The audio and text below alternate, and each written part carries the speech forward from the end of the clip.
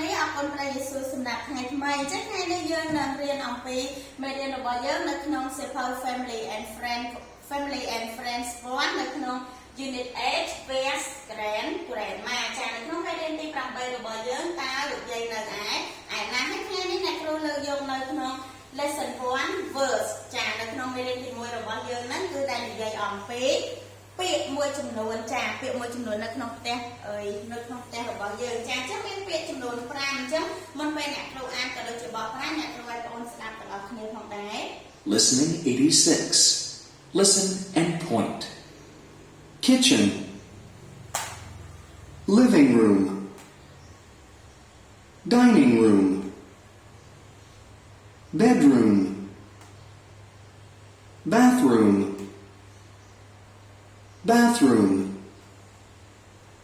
Kitchen. Living room. Bedroom. Dining room. ចាអរគុណច្រើនបងប្អូនចាំបន្តពីបងប្អូនបានស្ដាប់រួចហើយអ្នកគ្រូនឹងអានហើយបកប្រែពាក្យនីមួយៗឲ្យបងប្អូនផងដែរអញ្ចឹងពាក្យទី1របស់យើង number 1 kitchen ចា number 2 living room 3 dining room 4 bedroom 5 bathroom ចាអញ្ចឹង kitchen number 1របស់យើង kitchen គឺយើងបកប្រែជាភាសាខ្មែរថាផ្ទះបាយចាអញ្ចឹងពួកយើងទាំងអស់គ្នានៅផ្ទះនីមួយៗគឺសុទ្ធតែមានផ្ទះបាយអញ្ចឹងផ្ទះបាយរបស់យើងភាសាខ្មែរផ្ទះបាយភាសាអង់គ្លេសរបស់យើងគឺ kitchen ចា kitchen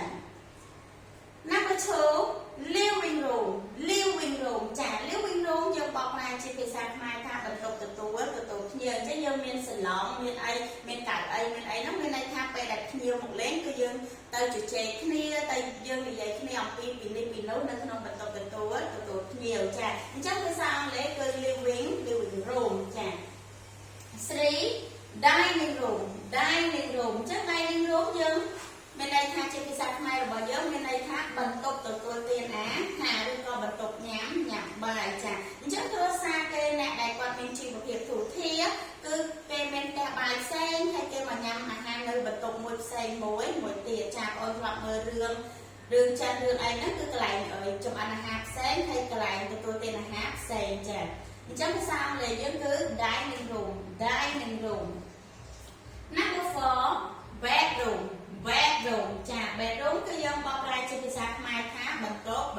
គេងចាបន្ទប់ដែលយើងគេងរាល់ថ្ងៃរាល់យប់មិនមែនរាល់យប់ចាគឺភាសាអង់គ្លេសថា bedroom the last one bathroom ចា bathroom ភាសាខ្មែររបស់យើងគឺមានន័យថាបន្ទប់ទឹកហើយភាសាអង់គ្លេស bathroom ចាអរគុណច្រើន